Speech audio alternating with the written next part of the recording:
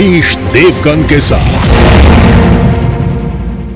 स्वागत है आपका वीकेंड के सबसे भरोसेमंद कार्यक्रम ये देश है हमारा में। और ये देश है हमारा में आज बात होगी उत्तर प्रदेश के चुनावों की, क्योंकि प्रधानमंत्री नरेंद्र मोदी काशी विश्वनाथ यानी काशी कॉरिडोर का उद्घाटन करने के लिए जा रहे हैं और योगी आदित्यनाथ की पूरी कैबिनेट 16 तारीख को काशी विश्वनाथ के भव्य मंदिर में मौजूद होगी। इसके क्या मायने हैं उत्तर प्रदेश के चुनावों पर, इस हफ्ते का ये देश है हमारा।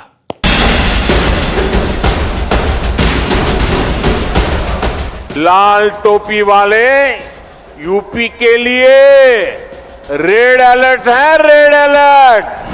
हमारी सिस्कियां बाकी रहेंगी तो हम कलमा भी पढ़ेंगे और कहेंगे बाबरी मस्जिद की शहादत को याद रखो।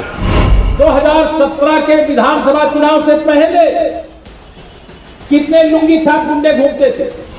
अल्लाह के वास्ते इसमें बट मत जाना। धर्म का बोलबाला हो तो समझो चुनाव करीब है। उत्तर प्रदेश के महादंगल से पहले धर्म युद्ध का बिगुल बज गया। ओवैसी बाबरी मुद्दे पर खुली चुनौती दे रहे हैं तो बीजेपी अयोध्या काशी के बाद मथुरा तक पहुंच गई। केशव प्रसाद मौर्य ने ट्वीट किया, अयोध्या काशी में मंदिर निर्माण जारी है, अब मथुरा की तैयारी। भगवान कृष्ण का मंदिर यदि मथुरा में नहीं बनेगा तो लाहौर में थोड़ी बनेगा। उनके ख्याल, उन्हें ख्वाब अधूरे रह जाएंगे। जमाना लग गया। हम अपने बच्चों को सिखा कर जाएंगे इस दुनिया से, अगर हमारी सिस्कियां बाकी रहेंगी तो हम कलमा भी पढ़ेंगे और कहेंगे बाबरी मस्जिद की शहादत को याद रखो। अब देखिए कैसे समाजवादी पार्टी के सांसद एसटी हसन मुस्लिमों को गुमराह कर रहे हैं। मैं आपसे इतनी दरख्वास्त जरूर करूंगा कि इलेक्शन आने जा रहा है, अल्लाह के वास्ते इसमें बट मत जाना। सिर्फ एक ही आपका मकसद होना चाहिए कि बीजेपी को हराना। कॉमन सिविल कोड आता है, दूसरी शादी नहीं कर सकते। उत्तर प्रदेश सरकार अब काशी में कैबिनेट बैठक करने जा रही है। 16 दिसंबर को यूपी कैबिनेट बैठक होगी।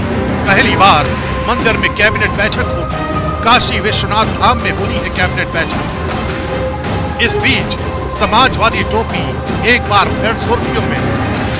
लाल टोपी वालों को सरकार बनानी है आतंकवादियों पर मेहरबानी दिखाने के लिए, आतंकियों को जेल से छुड़ाने के लिए। और इसलिए याद रखिए, लाल टोपी वाले यूपी के लिए रेड अलर्ट है, red alert. Bharatiya Janata party का पश्चिम में आकर के सूरज डूब जाएगा। जो हमारे और आपके बीच में जो पैदा करे खाई, समझ लेना वही है भाजपाई। चुनाव का मंच सज चुका है, लेकिन सवाल ये कि जनता के मुद्दे ही चुनावी मुद्दे होंगे या फिर अब की बार यूपी में धर्म युद्ध पर आर पार। तो आज इसी मुद्दे पर होगी महाबहस, आर पार की टक्कर। और मेरे साथ बात करने के लिए स्टूडियो में मौजूद है भारतीय जनता पार्टी के सांसद और धुरंधर प्रवक्ता डॉक्टर सुधांशु त्रिवेदी। तो जोरदार तालियों से स्वागत करिए डॉक्टर सुधांशु त्रिवेदी का। मेरे साथ मौजूद है समाजवादी पार्टी के तेज तर्रार प्रवक्ता नेता अनुराग भदौरिया। अभिनंदन आपका अनुराग जी।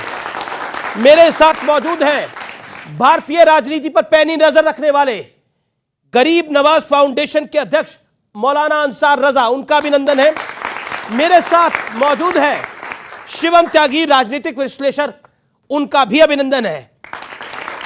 तो पहले 60 सेकंड मैं आपको दूंगा, आप अपनी बात को रखिएगा। यूपी का यह सियासी युद्ध है या फिर धर्म युद्ध है? शुरुआत आपसे करता हूं मैं मौलाना अंसार रजा। उत्तर प्रदेश में सियासी तनाव है और चुनाव है, यह हम सबको पता है, लेकिन यह सियासी युद्ध है या धर्म युद्ध है? आपके 60 सेकंड शुरू होते हैं अब। देखिए अमित जी, चुनाव की तरीके से देखा जाना चाहिए, लेकिन बीजेपी धर्म से आगे जा ही नहीं पा रही है।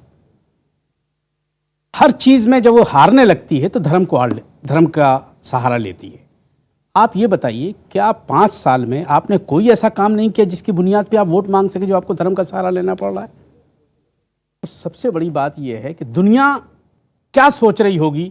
हमारे प्रधानमंत्री माननीय नरेंद्र मोदी साहब ने जो भाषा का इस्तेमाल किया है कि लाल टोपी वाले रेड अलर्ट हैं, मतलब जितने उत्तर प्रदेश में लोग लाल टोपी लगा रहे हैं, भले वो धार्मिक हैं लेकिन वो भी आतंकवादी हैं, उनसे भी अलर्ट किया जा रहा है। आखिर ये भाषा है क्या प्रधानमंत्री की? कहीं ऐसा ना हो, मुझे डर अब लग रहा है, जिस तरह की भाषा का इस्तेमाल किया है आतंकियों को छुड़ाने के लिए, ये करने के लिए, वो करने के लिए, इसका मतलब है कि मोदी जी को हार दिखाई दे रही है। वरना मोदी जी जैसा आदमी, इतना होशियार आदमी जी, या तो हराना चाह रहे हैं वो बीजेपी को, जैसा दीदी ओ दीदी उन्होंने किया था पश्चिम बंगाल में। 60 सेकंड आपके कंप्लीट हो गए। अभी कहां हो गए यार? जी जी सर, समय तो चल ही रहा है। 60 सेकंड आपके कंप्लीट हो गए। डॉक्टर सुधांशु त्रिवेदी, नरेंद्र मोदी बीजेपी को हराना चाह रहे हैं, ऐसा मौलाना अंसार रजा कह रहे हैं, और कहते हैं कि बीजेपी को जब हार दिखती है, जब हार दिखती है, तब धर्म दिखता है। जवाब देखिए, मौलाना साहब ने जो कहा तो मैं सिर्फ फैक्ट रखता हूं। ये जिन्ना कौन लाया यहां डिस्कोर्स में? अखिलेश जी। अयोध्या राइजिंग किताब किसने लिखी जिसमें हिंदू बोको हराम कह दिया? सलमान खुर्शीद। ठीक, उसके बाद बाबरी के लिए सिस्कियां हैं, ये किसने कहा? ओवैसी। बाबरी मेरे सीने में है, शफीकुर रहमान बर्क। इंशाअल्लाह, अल्लाह के वास्ते सारे मुसलमानों एक हो जाना, इट्टी हसन इनकी पार्टी के नेता, और इन्हीं के पार्टी के बिजनौर के जिला अध्यक्ष सलमान कुरैशी, जो कहते हैं मुसलमानों से कि तुम हमारी सरकार आ गई तो तुम्हारे पेशाब से चिराग जलवाऊंगा, और उसके बाद इल्जाम हमारे ऊपर है। जनाब, कम से कम कुछ तो फैक्ट के ऊपर बात करनी चाहिए। और हम तो वो हैं, काशी में 13 तारीख को प्रधानमंत्री जी जिसका शिलान्यास करने जा रहे हैं, हम तो वो हैं जो सांप को भी दूध पिलाते हैं, शरणागत में आए की रक्षा के लिए सर कटा देते हैं, शत्रु को जीत कर भी हम उसको क्षमादान दे देते हैं। हम अपने देश में भी द्वेष क्यों करेंगे? जी, 60 सेकंड कंप्लीट हो गए। मैं अब रुक करता हूं अनुराग भदौरिया आपका। देखिए, क्या आपको लगता है? अनुराग, सवाल तो सुन लीजिए, आप तो पहले ही बोलने में बड़े व्याकुल है, लेकिन अनुराग, सवाल यह है कि समाजवादी पार्टी वोटों का ध्रुवीकरण तो चाहती है और बोलती भी है, लेकिन दिखाई नहीं देना चाहती। देखिए, सवाल ये नहीं है, 60 सेकंड। सवाल ये है कि हमारे सामने बच्चियां बैठी हैं, ये बीएड कर रही हैं, इनके रोजगार पे बात कब होगी? सुधांशु जी सरकार में दुनिया की बातें कर दी, क्या करने वाले क्या नहीं करने वाले, इनके रोजगार पे कब चर्चा करेंगे? वो कब बताएंगे कि जैसे ही आप पास करके निकलेंगे हमने ऐसी व्यवस्था कर दी है कि आपको रोजगार मिल जाएगा? आपने कब बताया वो बच्चियां अपने पैरों पे खड़े हो जाएं, अपने माँ बाप से पैसा ना मांगने पड़े? जब हम 18-19 साल के हो जाते हैं, कॉलेज में आते हैं, तो हम ये सोचते हैं कि हमें अपने माँ बाप से पैसा ना मांगना पड़े, कैसे हमें पैसा मिल जाए जिससे हम अपने खर्चे खुद चला लें। तो वो आत्मसम्मान कब उन्हें वापस मिलेगा इन बच्चों को? उसके बारे में बात कब होगी? नहीं बात करेंगे। रोजगार पे चर्चा नहीं करेंगे। महंगाई, डीजल पेट्रोल की महंगाई देख लीजिए आप, इतनी महंगाई है कि आदमी को सोचता है तो थर्रा जाता है। कहां आग लगी हुई है, उसके बारे में कोई चर्चा नहीं होगी। किसान को रौंद दिया गया, और रौंदने वाले के पिताश्री को देश का गृह मंत्री, राज्य गृह मंत्री बना बैठा हुआ है, उस पर कोई मुकदमा नहीं, उसे हटाया तक नहीं जाएगा। क्यों भाई, आखिर क्यों? और यहां पे बेगुनाह को आप, मनीष गुप्ता को घुस के पीट के पुलिस मार डालेगी, उसमें कोई चर्चा नहीं। विवेक गुप्ता को आप मार देंगे गोली से, निर्दोष को कोई चर्चा नहीं। आप यहाँ शिक्षक कंप्लीट हो गए, 70,000 शिक्षक भर्ती नहीं, अभ्यर्थी जाएंगे अपना रोजगार मांगने, कंप्लीट हो गए, मार के उनका खून लाल कर देंगे, उनके बारे में कोई बात नहीं करेंगे। 60 सेकंड कंप्लीट हो गए। बात है भाई, दुनिया की बातें होंगी, लेकिन रोजगार पे चर्चा नहीं। जी, रोजगार पे 60 सेकंड, एक सेकंड। अब शिवम त्यागी की बारी है।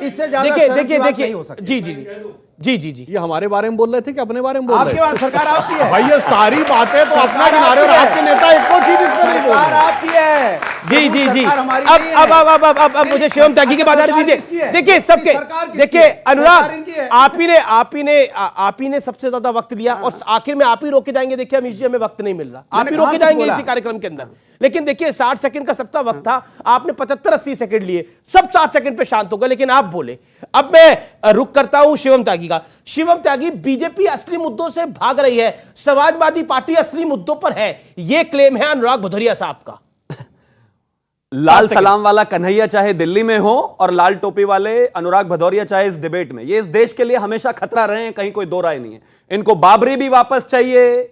इन्होंने 2013 में जब गौरव और सचिन को काटा जा रहा था मुजफ्फरनगर में क्योंकि इसकी बहन को एक पर्टिकुलर कम्युनिटी के लोगों ने छेड़ दिया था और वो उसके लिए बात करने गए थे, तब कहां थे ये समाजवादी?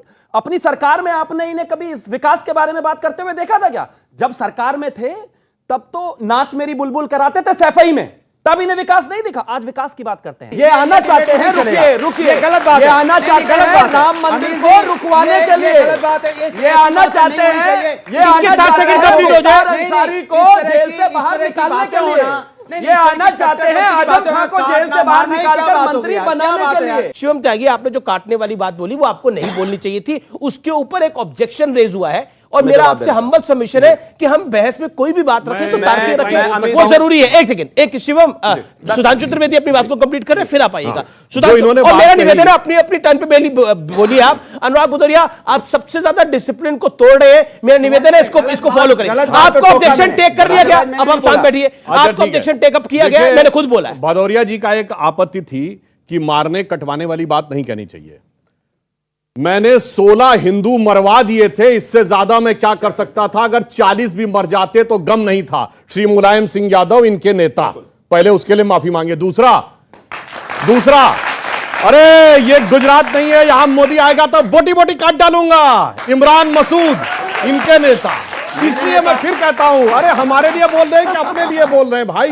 ये काटना मरवाना जो आपने कहा, आपके बड़े बड़े नेताओं ने कहा, वरना हैसियत हो तो कह दीजिए कि मुलायम सिंह ने गलत कमिट करे तो ये मुझे बोले। जी, अब आप जवाब दीजिए। आप अपनी बात को देखिए क्या माहौल है। उत्तर प्रदेश का युवा इस बात का इंतजार कर रहा है कि कब मंच से देश के, उत्तर प्रदेश के मुख्यमंत्री या भारतीय जनता पार्टी के नेता या प्रधानमंत्री जी हमारे लिए कुछ आशा भरी बातें बोलेंगे जिससे मेरी जिंदगी सुधरेगी। तो किस तरह की बातें हो रही हैं? इन्होंने कहा, एक मिनट मैं अपनी बात करूं। लाल टोपी, लाल, आप इसके मतलब आप लाल का अपमान कर रहे हैं। मतलब हमारी जो हिंदुस्तान में सुहागन जो होती हैं लाल सिंदूर लगाती हैं, तो इसके मतलब आप उसका पवित्र सिंदूर लगाती है, लाल टोपी नहीं डालती। लाल का अपमान, क्या बोल रहे हैं? लाल का अपमान है। सुहागने लाल सिंदूर लगाती है, लाल सिंदूर लगाती है, लाल टोपी नहीं डालती। सिंदूर का बात कर रहे हैं आप? सुनिए, बजरंग बली जी आप अपनी लाल टोपी को डिफेंड करिए, लेकिन सिंदूर से कैसे मैच करेंगे? सिंदूर पूरे बदन में लगाते थे, तो आप बजरंग बली का अपमान कर रहे हैं। आप बजरंग बली का अपमान कर रहे हैं। अली वाले बजरंग बली पर बात कर रहे हैं।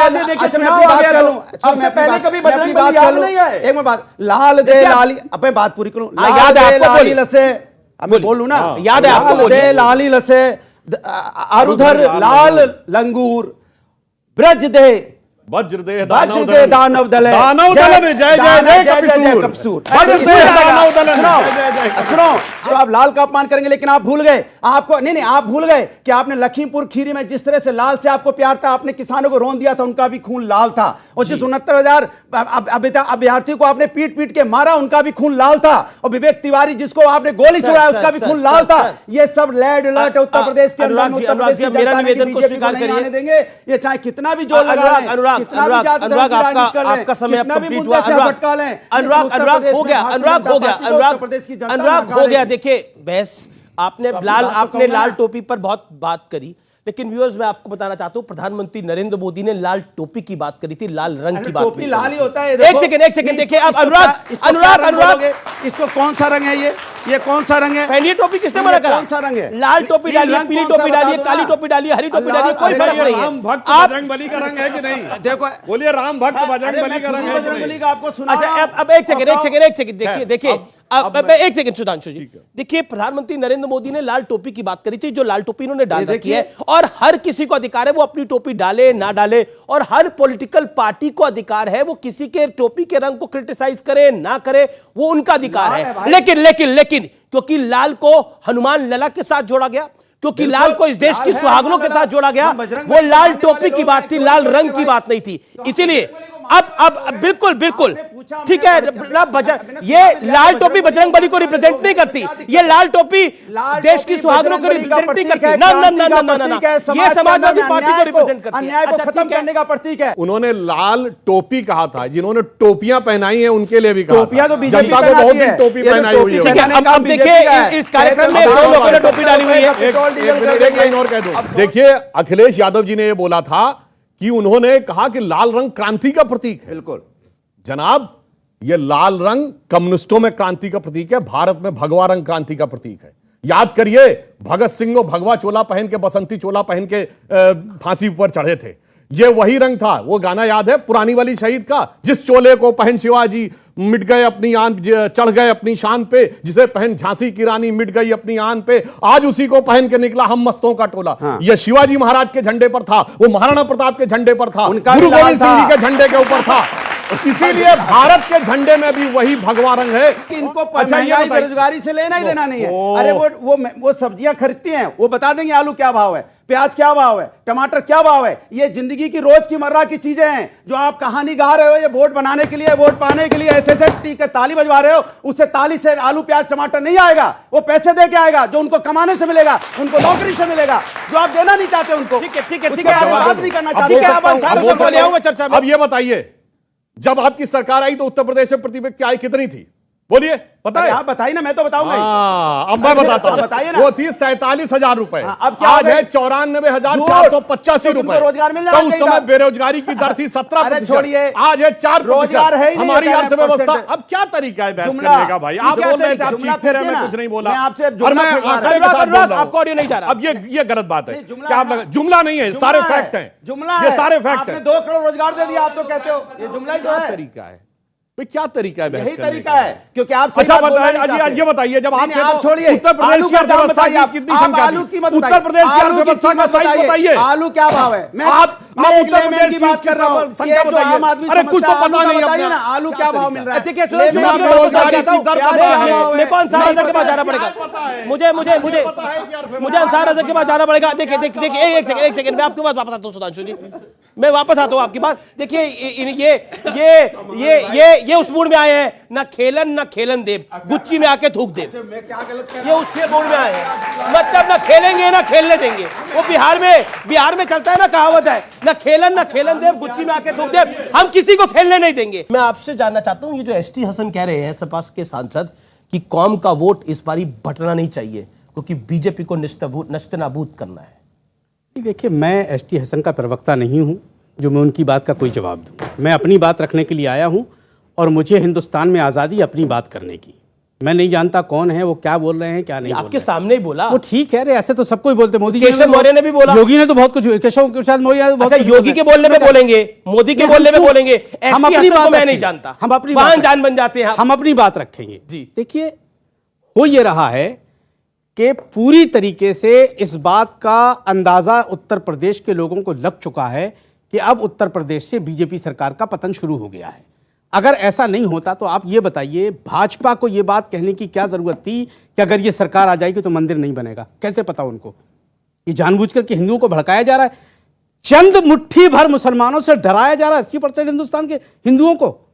यह तरीका निकाल लिया बीजेपी ने। देखिए, मुसलमान वो चाह रहा है कि जिसको दिखा करके बीजेपी हिंदुओं का शिकार कर रही है और हिंदू शिकार हो रहा है।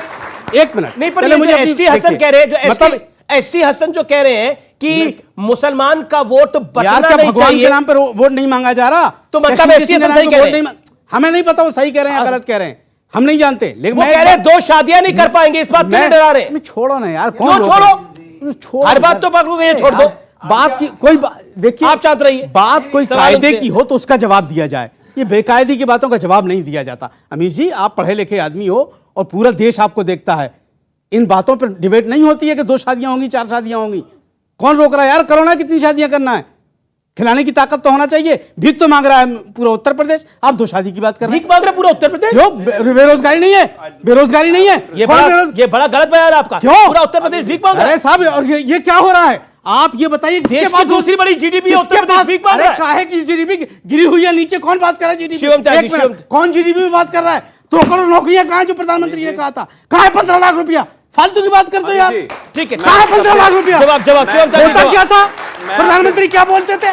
15 लाख रुपया यूं ही आ जाएंगे, यूं ही आ जाएंगे 15 लाख रुपए। यार, कब तक देश के लोगों को बेवकूफ बनाओगे? ठीक है, जवाब ओके। शिवम त्यागी, मैं एक चीज कहना चाहता हूं, इनकी मानसिकता देखिए महिलाओं के प्रति। यहां बच्चियां बैठी हैं, कह रहे हैं 1 शादी करो, 2 करो, 4 करो। वो प्रॉपर्टी है क्या किसी की? 4 शादियां करो, क्यों करो 4 शादी? अरे एक शादी करो, एक महिला के साथ रहो, खुश रहो। अरे भाई, शादी का क्या मतलब होता है?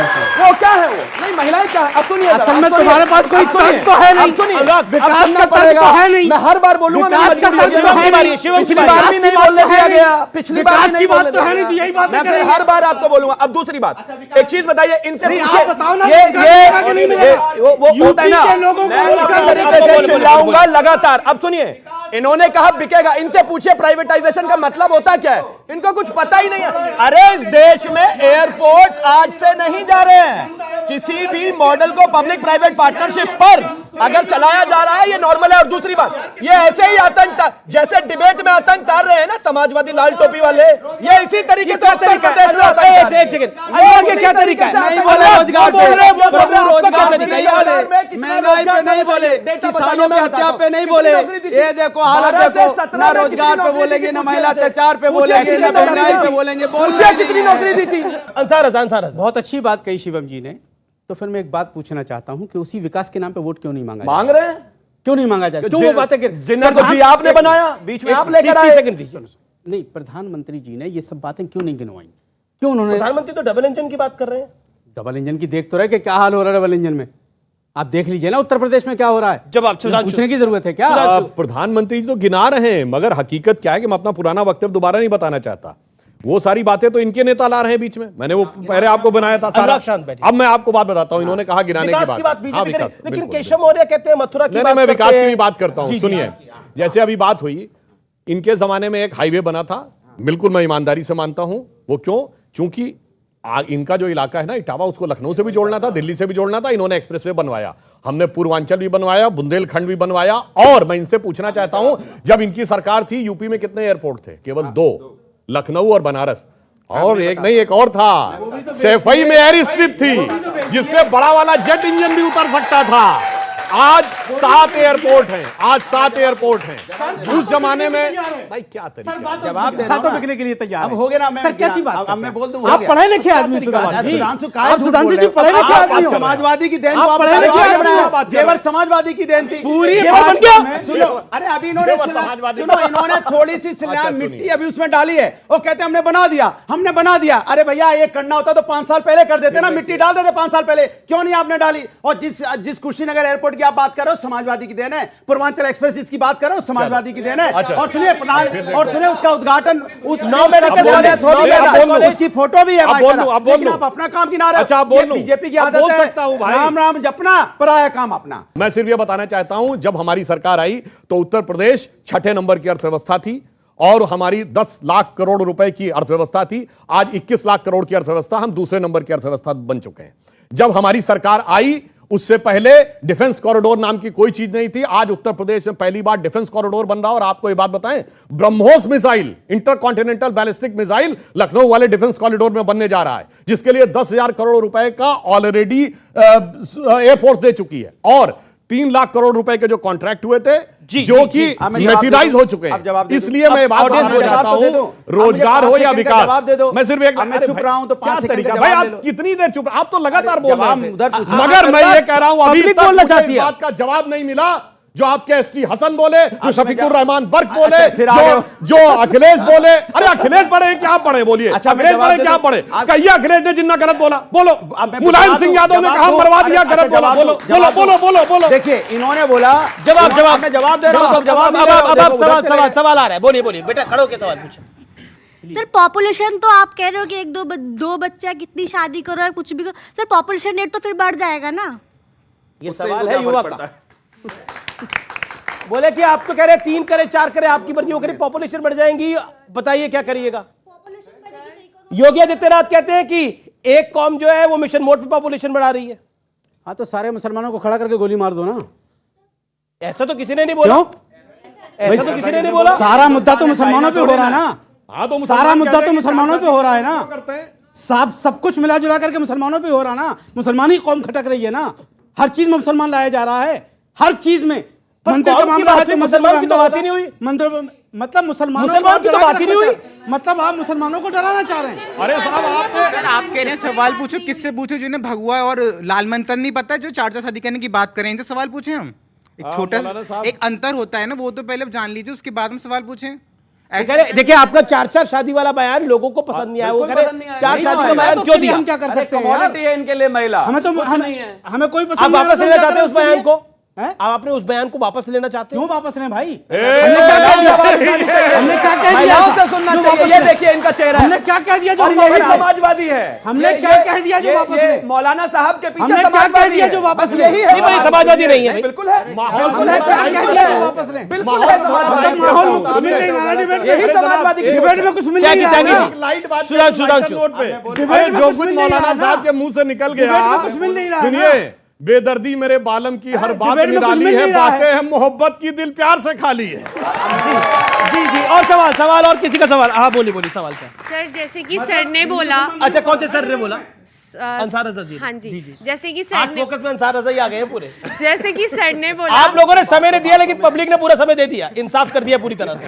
जैसे कि सर ने बोला कि विकास पे बात नहीं कर रहे हैं मोदी जी, तो अगर मोदी जी विकास पे भी बात करेंगे, 4 बच्चे ये पैदा करेंगे, फिर भी ये 5 साल के बाद उन्हें ऐसे भेज देंगे भीख मांगने के लिए या अपने आप चलाओ अपना खर्चा, तो उन्हें कहाँ से नौकरी मिलेगी? वो जब पढ़ेंगे नहीं, ये लोग उन्हें पढ़ाएंगे नहीं, कुछ नहीं करेंगे, तो वो कहाँ से विकास कह रहे कि होगा? अगर पॉपुलेशन ही बढ़ती रहेगी तो समस्याएं तो विकराल होती रहेंगी।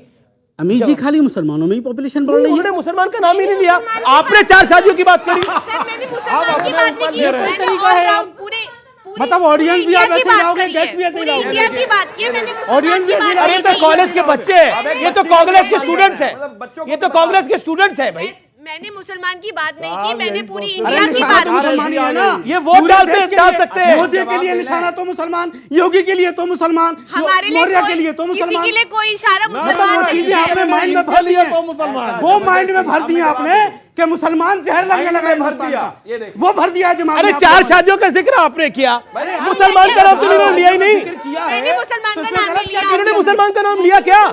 अरे बात तो वही है मैडम, हम इतने गंवार नहीं है। अरे बात वही है बात।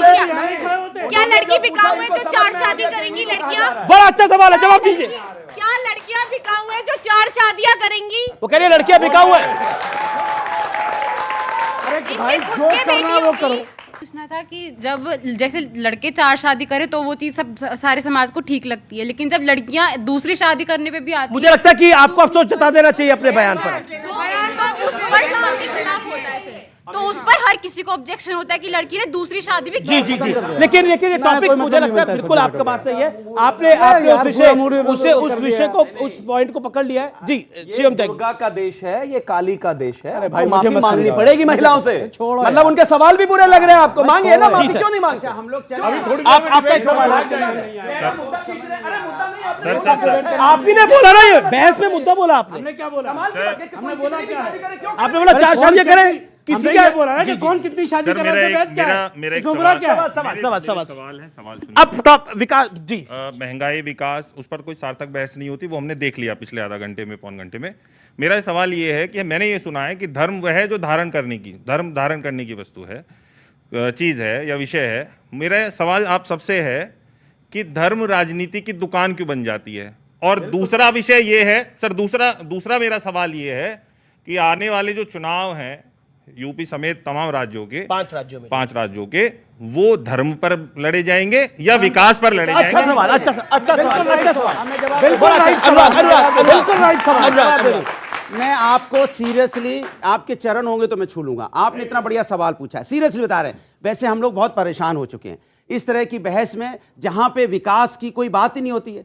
अरे राजनीति के अंदर धर्म होना चाहिए, धर्म की राजनीति नहीं होनी। अभी मैं नहीं बोल रहा, एक मिनट को, अरे बात करने दो। जनता को ऐसे ही टोपी बनाते हैं। आप जैसे लोग जो हैं, आप जैसे लोग जो हैं बाके धन हैं, और आप जैसे लोगों की हमें समाज में जरूरत है कि कम से कम यहाँ पे राजनीति में धर्म की बात करें। सुनिए, राजनीति में धर्म की बात करें, धर्म की राजनीति ना हो और विकास की बात हो। अरे ये कुछ सवाल पूछ रहा था। अरे मैं तो समाज में जरूरत है तो मैं हूं, लेकिन समाजवादी में नहीं। इतना अच्छा सवाल पूछा है, हिम्मत नहीं है किसी की इस जमाने में। सुनिए, इस जमाने में कोई हिम्मत नहीं है किस तरह का सवाल पूछे। यहाँ पे राजनीति के अंदर धर्म नहीं है, धर्म की राजनीति हो रही है, ये अफसोस की बात है। और हम चाहते हैं कि विकास की बात हो या रोजगार की बात हो तो कम से कम आप जैसे महान लोग हैं, इसलिए आपकी जरूरत है मुझे, सीरियसली बता रहा हूँ। जी जी बिल्कुल। अभी चोरी हो गई थी, देखना फोन वोन है कि नहीं आपकी जेब में। नहीं, मुझे लगता है इतनी हल्की बातें नहीं करनी चाहिए। घटिया डिबेट, मतलब आप इसको छोड़ के रहे हो, मतलब आप छोड़ के कैसे रहे हो, कैसे घटिया लोगों को बुलाते हो आप, कैसे घटिया लोगों को बुलाते हो आप, नहीं नहीं, ये कैसे घटिया लोगों को बुलाते हो डिबेट में, ये घटिया लोगों को डिबेट में कैसे बुलाते हो कि पॉकेट चोरी, ये चोरी, वो चोरी, ये डिबेट है यार, आप लोग छोड़ के बेकार है, पॉकेट गलत है, घटिया राजनीति नहीं बोले, ये नहीं, ये घटिया राजनीति नहीं है, ये गलत है, अपना स्तर गिराते हैं, ये मीडिया क्यों नहीं, आप घटिया राजनीति, देखिए मुझे नहीं लगता ये बात आपको बोलनी चाहिए थी, आपके फेरो पैनलिस्ट। आप बताइए, मैं आपको चोर नजर आ रहा हूँ, आप बताइए, मैं आपको चोर नजर आ रहा हूँ, आप बताइए ना उठ के, आपको क्या मैं आके पैर छूने आया, आपको चोर, ये क्या है, गलत बात है। इस तरह की बात राजनीति अगर होगी, take this word back. I think he's a fellow panelist. You should not. I say it with the logic. आप एक काम करिए, अभी गूगल कर लीजिए, अगर मेरठ की रैली में चोरी नहीं हुए और वो मीडिया में नहीं आया तो मैं वापस ले लूंगा। बुरा क्यों कर रहे हैं? ठीक है, महिला को गाली ये विषय नहीं है, ये विषय नहीं है, ये विषय नहीं है। लेकिन अनुराग भदौरिया ने एक अच्छा पॉइंट रखा। आपने आपका नाम क्या है सर? एक सेकंड। सचिन गोस्वामी। सचिन गोस्वामी, एक सेकंड। सचिन गोस्वामी ने चर्चा को एक आगे लेके गए। उन्होंने बहुत अच्छी बात करी कि धर्म की राजनीति क्यों होती है। निश्चित तौर पर मेरे भी मन में कई बार यह सवाल आता है कि धर्म की राजनीति क्यों होती है। मैं जवाब दे सकता जब एक सेकंड मुझे दे, जब मैं बयान देखता हूं एसटी हसन का, मुस्लिम एक हो जाओ, तो धर्म की राजनीति क्यों होती है, लेकिन उस पर अनुराग भदौरिया पिछले 40 मिनट में कुछ नहीं, मैं तो बोल रहा हूं धर्म कुछ नहीं बोलते। एक सेकंड। इस देश के अंदर जिन्ना की बात आती है समाजवादी पार्टी की तरफ से, लेकिन उसके ऊपर अनुराग भदौरिया कुछ नहीं बोलते। ये देश है हमारा में। रुकेंगे एक ब्रेक के लिए, आप देखते रहिए वीकेंड का सबसे भरोसेमंद कार्यक्रम। मैं इतना कहना चाहता हूं कि आप कलाम बनो तो सही, हम आपको सर पे बिठाएंगे। कसम बनो तो फांसी तो लगानी पड़ेगी ना। तुम क्या हो यार, बात कर रहे हैं? तुमको इसका सर पे बिठाओगे यार, तुम क्या हमें सर पे बिठाओगे? देश की जनता बिठाएगी, तुम्हारी क्या हैसियत? बना है ना, मैं कह तो तुम्हारी क्या हैसियत है? कलाम बनो तो सही। बगल में आपका ये क्या मतलब है कि हम सर पे बिठाएंगे? इसका क्या मतलब है हम सर पे बिठाएंगे? तुम्हारी क्या औकात है कि तुम हमें सर पे बिठाओगे? टची हो गए।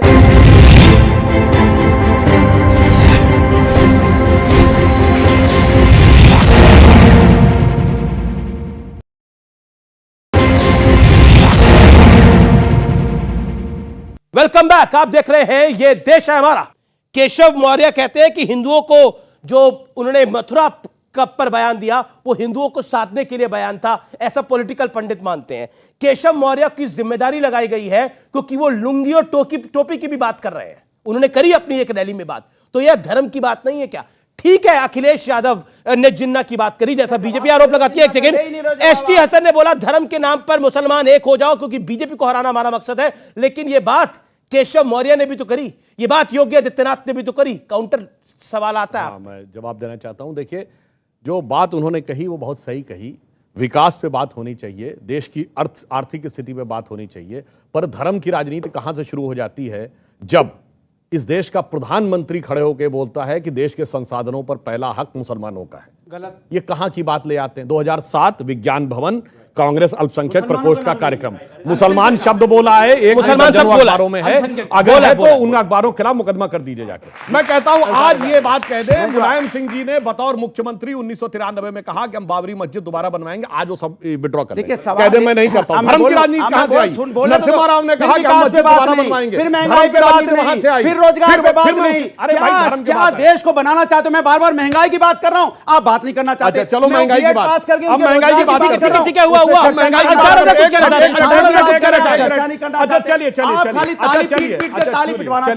चलिए आज महंगाई की रेट। अरे भैया अनुराग भदौरिया के लिए भी ताली बजाइए थोड़ी। एक मिनट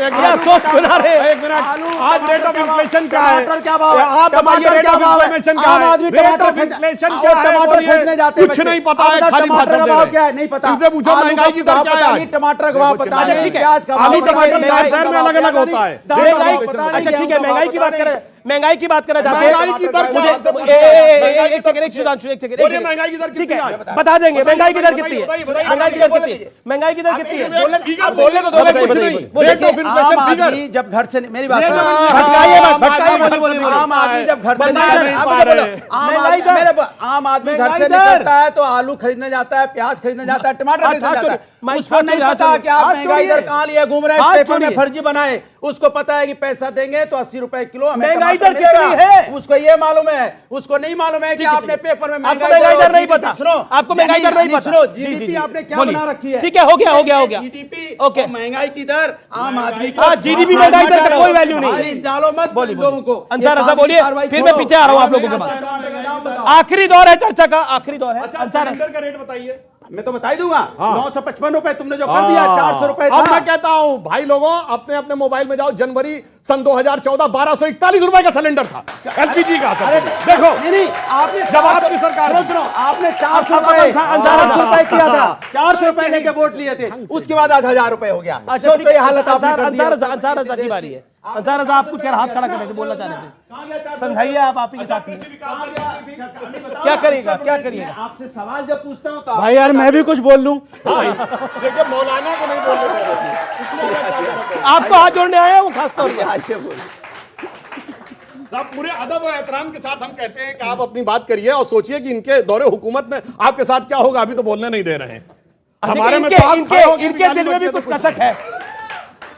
ऐसा क्या है कि ये लोग, सीधा सवाल है मेरा कि ओवैसी कहते हैं कि 20% मुसलमानों का वोट तो सब लेना चाहते हैं, लेकिन हक और उनका हकूक जो है वो कोई देना नहीं चाहता। अब तो बात यह है कोई साथ दिखना भी नहीं चाहता।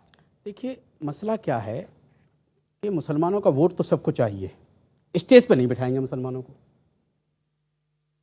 ये दर्द है इस मुल्क का। आप ये बताइए कि जितनी भी सियासी पार्टियां हैं, मैं किसी पार्टी से नहीं हूं, मैं आप बताइए मुझे किस पार्टी के बड़े लीडर के साथ हम दिखाई देते हैं? हमारा वोट चाहिए। कितना परसेंट मुसलमान कहां जा रहा है, मुसलमान कहां जा रहा है, मुसलमान की हालत क्या है, इस पर कोई बहस करने के लिए तैयार नहीं है। वोट मुसलमानों को कहां जा रहा है? क्यों नहीं चाहते मुसलमान के साथ? उन्हें यह लग रहा है कहीं ऐसा ना हिंदू हमसे कट जाए। जो भी ऐसा लग रहा है, मैं सबकी बात कर रहा हूं, मैं सारी पार्टियों की बात कर रहा हूं। सबको डर लग रहा है। हम एक बात, बीजेपी तो लाइन क्लियर करके चलती है अपनी। बीजेपी तो कह चुकी है हमें मुसलमानों को वोट चाहिए नहीं, तो उस पर तो बहस करने की कोई जरूरत नहीं है। मुझे लग रहा है वो बात नहीं करनी चाहिए। इनके सांसद हैं, जनकपुरी से सांसद हैं, जनकपुरी से, यहाँ दिल्ली जनकपुरी से सांसद हैं। उन्होंने बाकायदा बोला कि मुझे मुसलमानों को वोट नहीं चाहिए।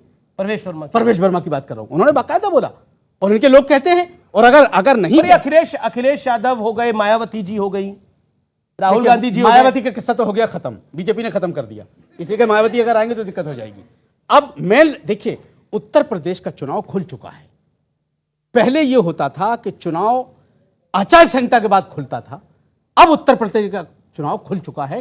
किसी तीसरी पार्टी का वहां कोई किस्सा है नहीं। तो फिर राहुल गांधी साथ नहीं बिठाते, अखिलेश यादव साथ नहीं बिठाते, कौन नहीं बिठाता? ओवैसी तो साथ लेके चलते हैं। देखो थोड़ा सा वक्त और इंतजार कीजिए जी, सबके नाई के बाल सामने गिरेंगे, सबको समझ में आ जाएगा। ये मुसलमानों को हराते, मैं क्या कह रहा हूं, ये हो कोई मुसलमानों को हल्के में मत लो। नहीं बोल रहे आप, मुसलमानों को हल्के में डर के बोल रहे हो। नहीं डर के, मैं कोई कहीं एलियन हूं मैं जो डर रहा हूं? मैं कोई एलियन हूं? बोलिए अपनी बात। मैं सिर्फ इतना कह रहा हूं, ये साथ बिठाते कि नहीं बिठाते? मैं क्या कह रहा हूं, सबको डर लग रहा है कि हिंदुओं का वोट ना कट जाए। देश का हिंदू इतना नादान नहीं है, वो समझता है कि हमें किसकी तरफ जाना है, वो हमें वो जानता है अच्छी तरीके। और मैं एक बात बता दूं, जहां तक सुधांशु त्रिवेदी जी का सवाल है, पूरी भाजपा में जितने प्रवक्ता हैं इनको हम बहुत पढ़ा लिखा मानते हैं। बाकी सबको आजकल पता नहीं क्या क्या लोग कह रहे हैं तो सोशल मीडिया पे, मैं उधर नहीं जाना चाहता। सोशल मीडिया की तो बात, मैं सिर्फ सुधांशु त्रिवेदी से एक छोटी सी बात करना। नहीं सोशल मीडिया को हल्के में मत लीजिए, इस चक्कर में मत रहिए आप। सोशल मीडिया में तो सोशल बहुत कुछ कहा जाता है, छपने दीजिए, कोई हर्ज नहीं। सोशल मीडिया के चक्कर में मत रहिए, हल्के में मत लीजिए सोशल। मैं सुधांशु, मैं कह रहा हूं आप चक्कर में मत रहिए, अपनी बात रखिए। मैं सुधांशु त्रिवेदी जी से एक सवाल करना चाहता हूं। मेरे भाई आप पढ़े लिखे आदमी, सिर्फ इतना बताइए। मैं तो आपके दर्द की बात करना चाहता हूं कि आपको क्यों लगता है। अब मैं क्या करूं, कलेजा फाड़ के दिखा दूं क्या? नहीं ऐसा मैं क्यों बोलूंगा? तो फिर सुन लीजिए, मैं क्यों बोलूंगा? हनुमान जी ने कलेजा फाड़ के दिखाया था। मैं सुधांशु त्रिवेदी जी से सिर्फ एक बात पूछना चाहता हूं कि अब की बार उत्तर प्रदेश में, जैसे पिछली बार 2014 में एक नारा दिया गया था बहुत हुई महंगाई की मार, अब की बार मोदी सरकार, अच्छे दिन आएंगे। क्या इन नारों पर चुनाव लड़ा जाएगा या नहीं? ठीक है, जवाब ले लेते हैं। आप अपनी बात कर मैं 10 सेकंड में इतना कहना चाहता हूं मैं इतना कहना चाहता हूं कि आप कलाम बनो तो सही, हम आपको सर पे बिठाएंगे। कसम बनो तो फांसी तो लगानी पड़ेगी ना। तुम क्या हो क्या यार? बात कर रहे हैं? तुमको क्या सर पे बिठाओगे यार? तुम क्या हमें सर पे बिठाओगे? देश की जनता बिठाएगी, तुम्हारी क्या हैसियत? बनाया ना, मैं कह तो तुम्हारी क्या हैसियत है? कलाम तुम क्या बनो तो अभी सही। तो कोई बगल नहीं बैठा है आपका। पूछोगे तुम पावर कौन को है? माफ कीजिए, फिर नहीं, ये क्या मतलब है कि हम सर पे देखिए, बिठाएंगे? इसका क्या मतलब है हम सर पे बिठाएंगे? तुम्हारी क्या औकात है कि तुम हमें सर पे बिठाओगे? फिर टची हो गए। मौलाना देश साहब सर पे ने- बिठाएंगे। तुम्हारी क्या औकात है? तुम देश सर पे सर पे बिठाओगे? बिठाएंगे। ठीक है, लड़ाई नहीं, साइड में रहो। देखिए, लड़ते रहते हो, क्यों इतना टची हो जा रहा है? मैं एक फैक्ट आपके सामने रखना चाहता हूं। मौलाना साहब ने बात कही उत्तर प्रदेश के मुसलमानों के बारे में। आपको वो कह पता रहे है हैं कि कोई मुसलमानों को, आप तो कहते हैं कि आपको वोट नहीं चाहिए, नहीं, आपके ऐसा नेता नहीं। कहते मैं हैं, बता रहा हूं। लेकिन बाकी भी साथ नहीं मैं बिठा बता रहा हूं, आज- अखिलेश जी नहीं बिठा रहे, मायावती जी नहीं बिठा रही, राहुल जी नहीं आज ये बिठा रहे, हालात क्यों आया मैं बता रहा प्रियंका वाड्रा नहीं बिठा रही। हूं। मैं एक फैक्ट पहले आपको बताता हूं कि आजादी से पहले 1931 की जो सेंसस हुई थी, उसमें देश की साक्षरता दर थी, मैं आऊंगा आ रहा हूं उस पर रुकिए, 8%। उत्तर प्रदेश में साक्षरता की दर थी 7%। मैंने 31 की जनगणना क्यों कही? क्योंकि वो आखिरी जनगणना थी जो जातिवार भी थी। उसमें हिंदू समाज में सबसे पढ़ी लिखी जात मानी जाती थी ब्राह्मण, उनकी 15% थी, राजपूतों की 13% और सैयद मुसलमानों की 24% साक्षरता थी, यानी राष्ट्रीय साक्षरता दर से 3 गुना। उसके बाद आप घटते घटते यहां तक आ गए। क्यों आ गए वो भी बताता हूं। यही आजादी के बाद यही उत्तर प्रदेश था ना, जिसमें जिगर मुरादाबादी होते थे, जिसमें मजरू सुल्तानपुरी होते थे, जिसमें जोश मरियाबादी होते थे, जिसमें कैफी आजमी होते थे, एक से एक देशभक्त मुसलमान होता था, अशफाक उल्लाह खां होते थे, वीर अब्दुल हमीद होते थे, ब्रिगेडियर उस्मान होते थे। मगर एक अंतर आया 1976 के बाद, ये देश सेकुलर हो गया। अब कौन होता? अबू सलेम, छोटा शकील, मुख्तार अंसारी, अतीक अहमद। तो प्रॉब्लम इधर है, हमारी तरफ नहीं है। आखिरी कुछ पब्लिक के सवाल है। बोलिए क्या सवाल है? मेरा सवाल भदौरिया सर से है। समाजवाद जो अब इस समय हालत हो गई है, रेलवे स्टेशन के बाहर ना कुछ बाल्टियां टंगी होती है जिन पे आग लिखा होता है, लेकिन उनके अंदर पानी और रेत भरा होता है। ठीक इसी तरह से समाजवाद जो यूपी में हालत है, समाज की जगह सिर्फ एक यादव परिवार या यादव समाज या मतलब बहुत ही संकुचित समाज को लेकर चल रहा है। जो बड़ा सिनेरियो है वो गायब है, और समाज कहाँ है उसमें, मैं वो पूछना चाहता हूँ। वो कह रहे हैं कि अब समाजवाद नहीं है, अब सिर्फ यादववाद है। मैं खड़ा हूं ना सामने, भदौरिया हूं, आपको दिखाई नहीं पड़ रहा है क्या? नहीं, आपको दिखाई नहीं पड़ रहा तो बताओ आपको सर क्या खड़ा है? एक यादव परिवार में 36 सीटें आ रही हैं, या फिर एक यादव परिवार को 36 पद दिए जा रहे हैं। आप जवाब सुन लो इनके, अब मैं बता रहा हूं, आप सुन लो, आपने जब छेड़ा सुन लो। राजनाथ सिंह के लल्ला कौन है जो आपके नोएडा से विधायक हैं? यशोधरा राजे सिंधिया के लल्ला कौन है जो झाड़मेड़ से सांसद हैं? अनुराग ठाकुर किसके लल्ला है? अरे जहां से लाल नहीं, अनुराग ठाकुर किसके लल्ला है? अरे नहीं सुनो, नहीं सुन तो लो, अनुराग ठाकुर किसके लल्ला है? वो चीफ मिनिस्टर हिमाचल प्रदेश के। और सुन लो जो मेरी बात, और वहां बात विचारधारा के पतन की होने लगी, बात विचारधारा के पतन की है। बहू बेटा पोता पूरा का पूरा खानदान। आप बताओ भारतीय जनता पार्टी में जिनके बच्चे हैं उनके बच्चे राजनीति में हैं। अब जिनके बच्चे नहीं हैं वो राजनीति में कैसे आएंगे जरा बता दीजिए। जिनके हैं उनको पद मिला हुआ है, सर बाकी दलों आप बताइए पद मिला हुआ है। एक कुछ कहना चाह रही है सुधांशु जी। करोड़पति वाला एक सवाल बता दीजिए, मुलायम सिंह के परिवार का एक व्यक्ति बताइए इसके पास कोई पद ना हो, नाम बताइए। मैं सुन तो लीजिए, 35 लोगों के पास नाम बताइए, नाम बताइए जिसका पद ना हो। एक परिवार का नाम बताइए, एक परिवार का राजनाथ सिंह का नाम बताइए जिनका पद में ना हो। एक और सवाल क्या बताइए? 2 बेटे हैं, बात कर रहे हैं? 2 बेटे हैं, बेटे बेटी कोई नहीं, एक विधायक है, दूसरा प्रतिनिधि है। सुनिए, आप बताओ ना, कौन पिताजी डिफेंस मिनिस्टर, उनका बेटा वहीं आपको घूमता रहता है। क्या बात कर रहे हो?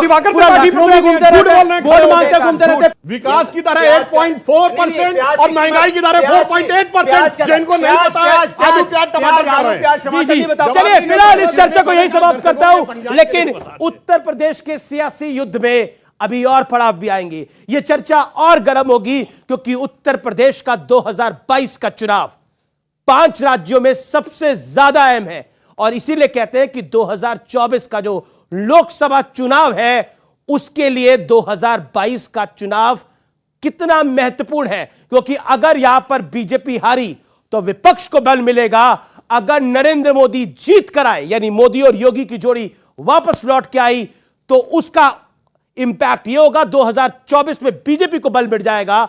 यानी दोनों के लिए, विपक्ष के लिए भी और भारतीय जनता पार्टी के लिए भी, यह मील का पत्थर वाला चुनाव है। इसीलिए यह चुनाव बेहद अहम है, इसीलिए चर्चा बड़ी गर्म हुई। जहां तक MY फैक्टर की बात है तो लालू यादव और मुलायम सिंह यादव कहते थे MY यानी मुस्लिम यादव, और मायावती DM कहती थी दलित मुसलमान। लेकिन 2014 के बाद नरेंद्र मोदी की जब जीत हुई उसके बाद तमाम फैक्टर जो थे वो धरे के धरे रह गए, क्योंकि 2019 में तो सपा और बसपा मिल गई थी, सपा और बसपा मिल गई थी। लेकिन उसके बाद भी लोकसभा में भारतीय जनता पार्टी को उत्तर प्रदेश के अंदर प्रचंड जीत मिली। मैं हर बार अपने चुनावी एनालिसिस में कहता हूं कि तमाम फैक्टर एक तरफ रहते हैं, लेकिन मोदी फैक्टर हर चुनाव में बहुत अहम होता है, वो चाहे बंगाल हो, चाहे गुजरात हो, और चाहे वो उत्तर प्रदेश का चुनाव हो। क्योंकि बीजेपी कह रही है कि अगर मोदी योगी हारे उत्तर प्रदेश के अंदर तो एक समाज हार जाएगा। फिलहाल इतना ही, नमस्कार।